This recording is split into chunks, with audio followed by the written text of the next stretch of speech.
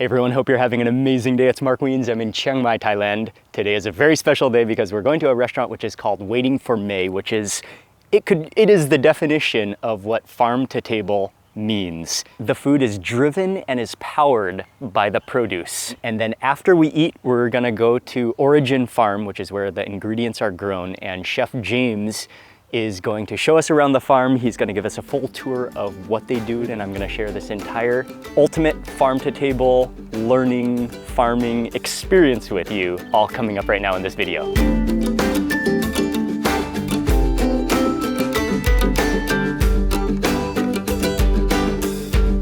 So it's approximately an hour, 45 minutes to an hour drive from the center of Chiang Mai. This is Waiting for May by Ori9in Farm. Man, I'm loving this place already. The grounds, the property, the house here, straight ahead. They have some indoor seating, but they have arranged for us to sit down here in the lawn for the picnic. Wow, beautiful, beautiful place. Sawadee krab, sawadee krab. Oh man. Beanbag afternoon picnic lunch. Oh yeah. So a big emphasis on local ingredients. Is almost everything is from the farm that you guys grow? Yeah. Very cool. So a big emphasis, I mean, everything is from the farm, but then an emphasis on produce driven dishes on their menu as well.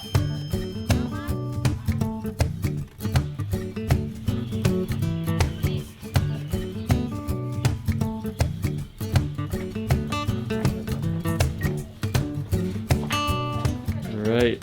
What is in there? Nick has come with the basket. That's the whole lunch basket. That's everything we ordered. Yeah, big basket. Hope so. Thank you. This is a basket you want to see as your lunch basket, your picnic basket. It's huge. All the food is in here. Let's unload everything onto the table. Oh man, it smells incredible. Okay. Yeah, let's just open everything up.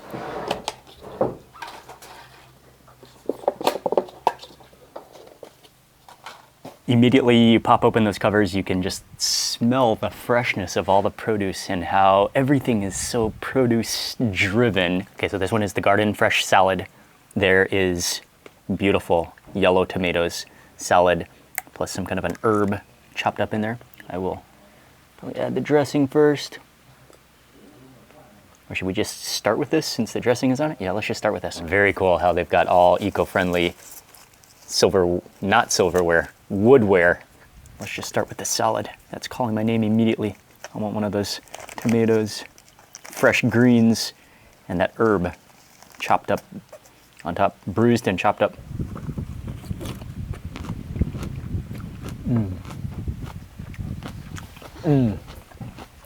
Man, the sweetness of that yellow tomato that just pops in your mouth. It's so juicy. The lettuce is so crisp. And that herb on top, some type of a parsley, but it's just kind of like bruised and juicy and provides so much fragrance to the entire salad. Okay, this one is the Som Tam, and this is typically made with green papaya or many variations, but never have I had a version with pumpkin. So shredded pumpkin, there's peanuts, there's chilies in here, and then the dressing is on the side. But I think Ying made a recommendation that we should dump this onto a plate.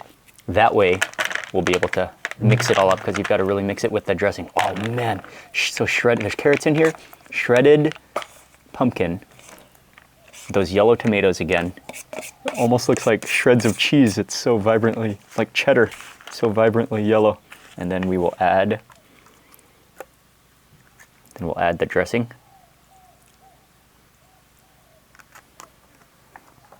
And give this a nice toss so everything is coated.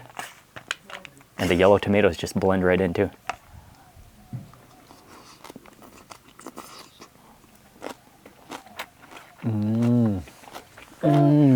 Oh man, the sweetness of the pumpkin, and yet it remains crisp and refreshing. It's not, I don't know if I've ever really eaten in raw pumpkin before. No, it's uncooked. It has that crispness to it, has a natural sweetness to it, a little bit of a starchiness to it. And with that dressing that's a little bit acidic, a little bit sweet, really refreshing. And again, as predicted, feel the freshness of the produce, and that's just what's powering it. So then let's move on to the yam hua pli. This is the banana blossom salad. And again, we'll dump it onto the plate. Dump it onto the plate. That way we can fully mix. There's peanuts in here. Looks like there's some carrots, some shallots, some fried makrut lime leaves, and just a few chilies on the side. Add on the dressing. Did I spill a little bit? I really love banana blossom. I love how tangly and how curly the banana blossom is, and you like a little bit of stickiness from the flour as well. Again, focusing on the natural ingredients. Usually in Thailand, a banana blossom salad can be kind of heavy, really sweet, and focused on rich coconut milk in there, or just milk and really kind of like rich. This one is total opposite, just so fluffy, so fresh, juicy. I think now would be a good time to dig into the cucumber kimchi. Oh, if I can open it. Here we go, this is the cucumber kimchi. Preservation, pickles, the garlic in there. Here we go.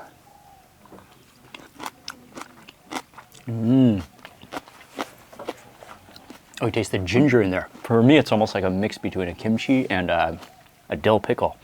It's more briny, not too sour, more of a fresh pickle. This one is a whole wheat pasta with watercress pesto. And you can see maybe some, oh, this is the watercress here. And then there's some pumpkin seeds, I think, on top. There's garlic in here. A whole cloves of garlic. Wow, this looks wonderful. Very fragrant too.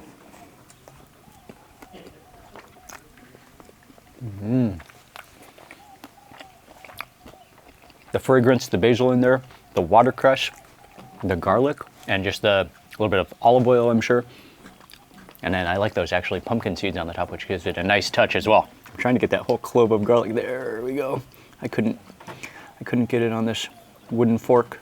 I might have to do a, oh, there we go, come on. Got it.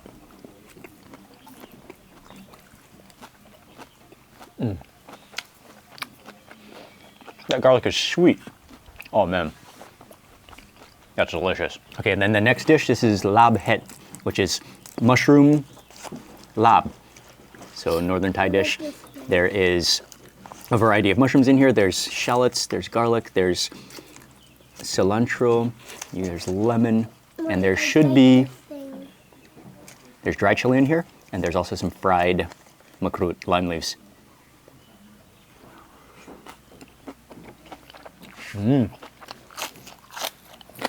The freshness is what stands out. A little bit of dry chili in there. You taste the flavor of the khao kua, the toasted sticky rice powder, and the crunch of all those onions and cilantro. Okay, and then next up is, this is a 3-bean salad. There are, looks like there's peas.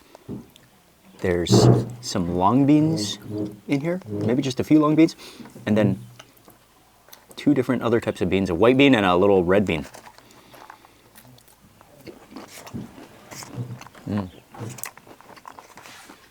I'm not even sure if there's, maybe just a very light dressing on here.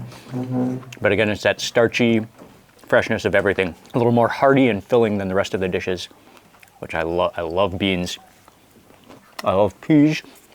I love how everything in this salad is not overcooked. Everything is a little bit crisp, a little bit crunchy, and then just, yeah, hearty. And I think it might actually be really good with one of the last things that we got, which is this chili. I think it's, what is it on the, can't remember what it was on the menu, but it's like a chili dip. Yeah, that's what it is. Chili dip, so this might go well with the beans actually. Add some to the beans. I will squeeze on that lemon as well.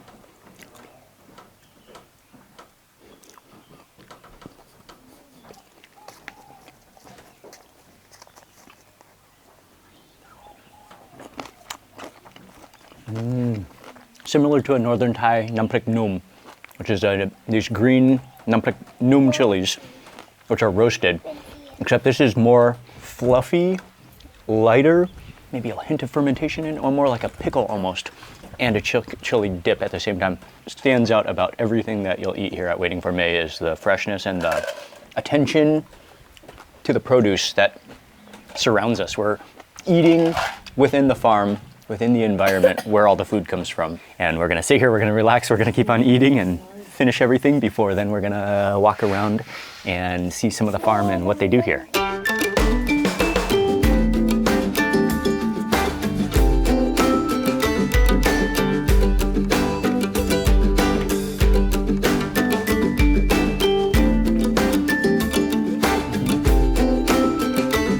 You're guaranteed to go into a complete state of relaxation when you come here.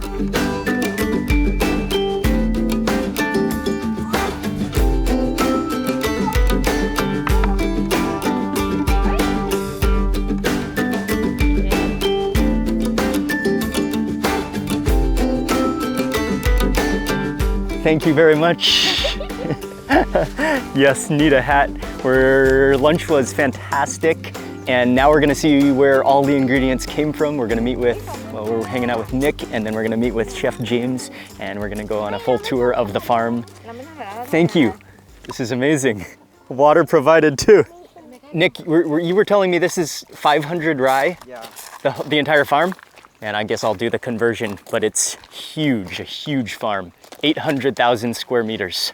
Hi, how are you? I'm all right. Why wouldn't I be? Look at where I live. Beautiful, beautiful. Nice to meet you, The wibbly wobbly world of farming. Hello, darling. Beautiful. Hello. Beautiful.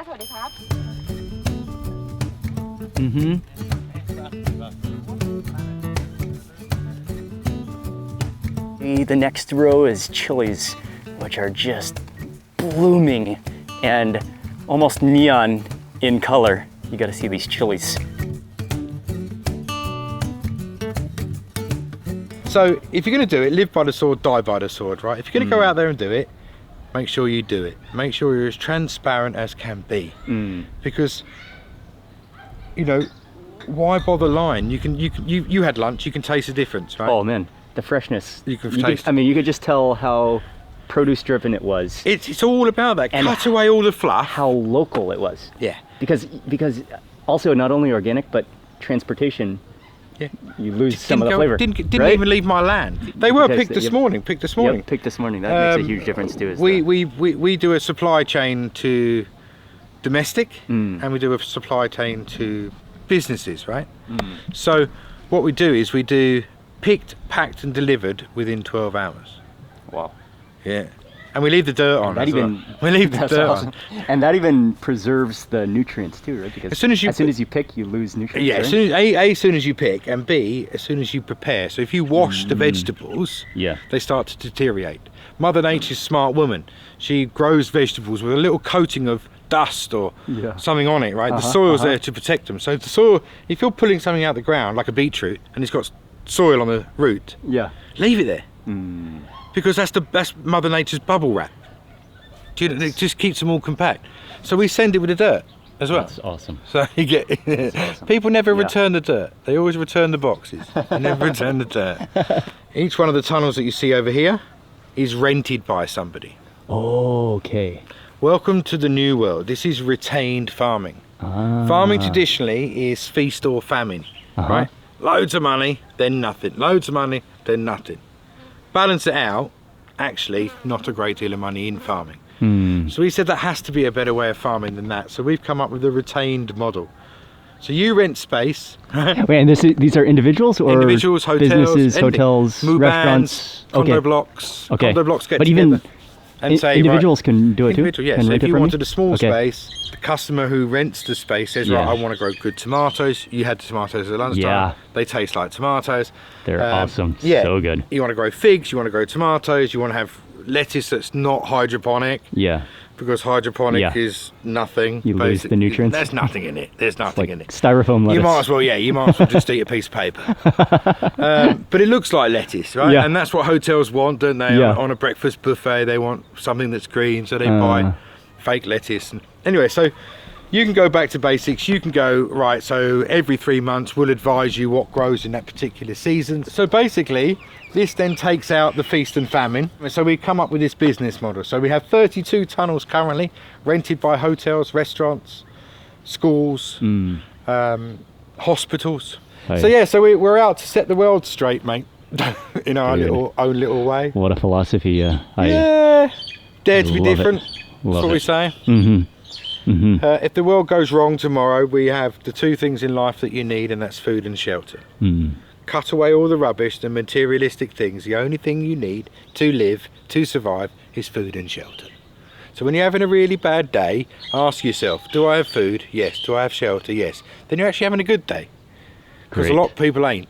Yep. Do you know what I mean? So, Yeah, for sure. So food and shelter is what we literally break it down to at the end of every day. Are we good? Yes, we are. Yes, we have.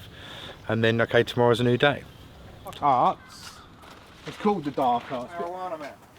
So we're moving over to the farm. This is the farm. P-H-A-R-M. So this is my medicine garden. The medicine garden. This isn't rocket science. I've been doing this for 200 years. It's just as a So global mostly nation. local Thai medicinal herbs. Correct. Okay. Globally as a nation, we've moved away from it and reached for the antibiotic, commercial medicine. Yeah. Now, I understand there's a time and a place for commercial medicine, and I do, because there's illnesses that we didn't have 100 years ago. More severe illnesses that need certain commercial medicines, right? Yep. But does it mean that we need to rule out all the good that we used to do 100 years ago? No, it should be a balance. Yeah. Right, so instead of just trying to heal yourself with an antibiotic, surely you should be building your immune system. Then you won't have to reach for the antibiotic. Prevention's better than cure. Oh, yeah. You've got to that point, there must have been something wrong. If you're consuming these medicinal herbs and lots of raw vegetables on a daily basis, it's going to prevent you. Correct. Prevention is better than cure. Yes. In Thai, it's called krachai, which is finger root. There's galangal growing, there's turmeric, there's ginger. Ginger, galangal, cumin. Then we have pha talajon, aloe vera, cinnamon, black sugar, rosemary, tarragon, thyme, oregano, mint, lavender, flowering sage. Chrysanthemum or chamomile? Chrysanthemum? It's chrysanthemum, right? So we've got the bai chaplu, which are wild beetle leaves. This one is lavender. Oh yeah, if you stick your nose in there. Oh man, it's beautiful. Getting back to using herbs and natural medicines, but not even necessarily as medicines, but just as part of a diet for high superfood nutrition. Leaf. Oh, this is coriander. They're huge. Goes through leaf. Ah. Fong. Fong, it's called? Fong, yeah. Flower.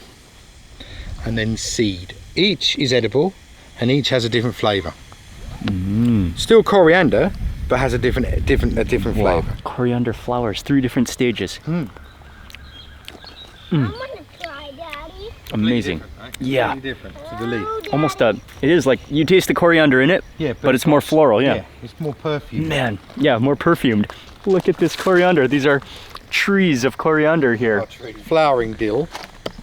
Flowering. We literally grow it for the pollen. The health benefit in flowers is much better than the leaf. Right? So if you want to put pollen on top of your sushi, so you've got a pickled piece of mackerel, you know, that saba dong, and then you sprinkle it with a little bit of dill pollen. Wow.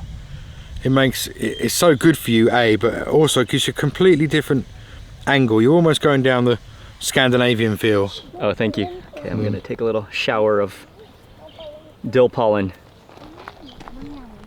Here we go. A little spattering. Lick your hand. Yeah. It's okay in Gaghan, restaurant Gaghan. Why is it not okay in the farm? Oh, it has a sourness to it.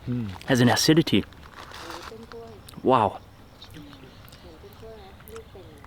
Oh, it's incredible. Nice, isn't it? And again, you taste the dill in it, but you also taste something extra. It's floral. Yeah. It's because it's gone to the flower stage, so it's perfumey, floral. So good. Yellow passion fruits. Yeah. Oh, juiciness. Yeah. You can just squeeze that into your mouth. There you go. Taste that. Wow. It's almost tomatoey. Yeah, it's so sweet and it's sweet because it's yellow. Yeah. The other ones are more sour. Man, so sweet, so juicy. Amazing. So these are not exactly greenhouses. They're more. No, obviously they're more the nets. last thing you need. The last thing you need is heat. Okay. So we're trying to get rid of the heat. So these are a micro meshed polytunnel with a UV extraction. UV extraction plastic on the roof to try and get rid of some of that heat. So it kind of gets rid of some of the heat, but also protects from insects? Correct. So the micro mesh is to protect from insects. I think what we're learning here is that this is an entire outlook on life, basically, an entire way of holistic living where all the components come together where food, I mean, food is at the core, but growing your food, knowing your food source, knowing what ingredients do, the freshness, the locality of it, a perspective on living, quality. Just starting to go now. Oh, these are the ghost chilies? Yeah. Oh, it's yeah. gone red. Go A nibble? Oh man. That's what you get. Okay, these are ghost chilies growing on. To you. Oh man, thank you. I'm gonna take a little nibble. It's a long way back to the office. Oh. Oh man, the flavor though is so good. Yeah. Oh.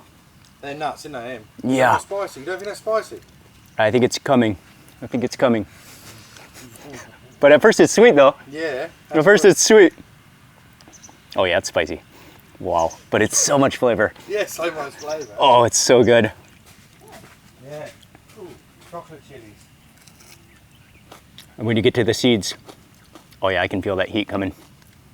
Wow. But it's like literally sweet like a tomato. You can feel it burning, yeah. Can you feel it now? Ooh. Okay, yeah, when you pop the whole thing in your mouth, definitely you feel the seeds. You just kind of go, yeah, okay, it is what it is. Yep. Just let it go. I ate a ghost chili. I know, man. I'm tearing now though. I'm tearing now. It builds. Yeah, it builds. Yeah, don't Oh, go yeah. away. Milk don't get rid of it. Yogurt don't get rid of it. Oh yeah. It builds. I'm crying now. That was Oh, amazing. I don't want to say I told you so. And so that completes our time at Ori9in Farm and Waiting for May restaurant. That was, first of all, starting with the picnic lunch, which not only the fresh produce, but you could literally taste the locality and how those ingredients that were used in the dishes that we ate were literally picked hours or even minutes before we ate them. And additionally, in the way that they handle things, like the farmers they water every plant individually and also take care in their own ownership in their plots to take pride, to take care in growing and producing the best possible ingredients. And truly it's a respect for the soil, full transparency, no shortcuts. The definition of what farm to table means. And so I want to say a big thank you for watching this video. Please remember to give it a thumbs up and also remember to subscribe to Big on Spice for more natural living, healthy food videos. We're going to be eating food that's good for you and food that's big on spice and big on flavor. And man, I'm still feeling the effects of that ghost chili. That I just popped into my mouth at the end and it just made me cry tears of joy. Thanks again for watching. Goodbye from Chiang Mai, and I'll see you on the next video.